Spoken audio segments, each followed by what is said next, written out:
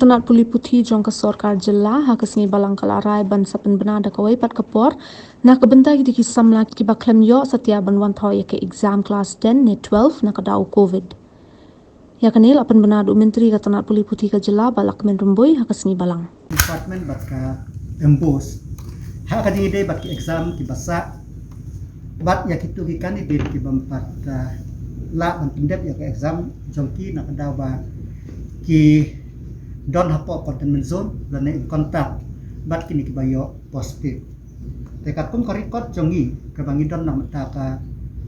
class 10 SSLC ki don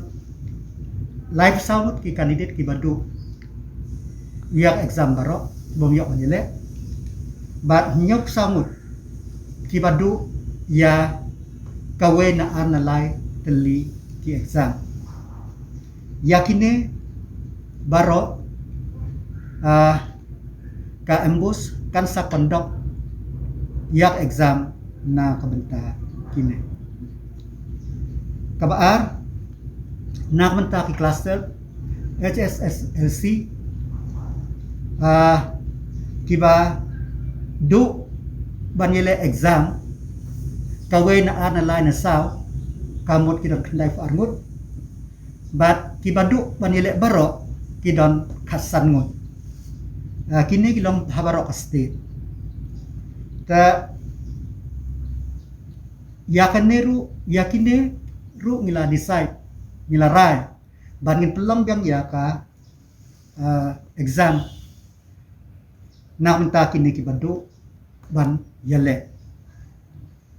kabalai kidon ki minor paper ki bahasa Southernly ki computer science ka statistik western music bat ka vocational studies nam ta class yakine ngilarai ban num pelong shu exam nam ta kine ta ka embus kan work out itu modalities ba kan IMAX hi ya kine ki subject ta kata kadeka rai ka jongi bende teka exam ke banlong nam ta bahasa kitu bom yok banile kalong tentatively kalong hapdeng hakitu yo baar jong u banai Julai khnang ba katar ngia consult ba department but impact ya situation hapo ka state tambah ya result pat jong ka class 12 la rai ba longkat ba longru ngiri ban lak man penmi hapo ka life weight rate ubnai Julai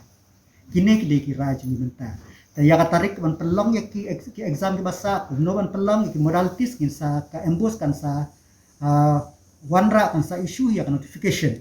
hakini kisni ki ban wan ni meneng ya kren ka bakongsan ka lomba khamtam ya kini kelas 12 ta ngilara life weight rate but ya kanir ngikremen bakat bala ngin perkloy kat bala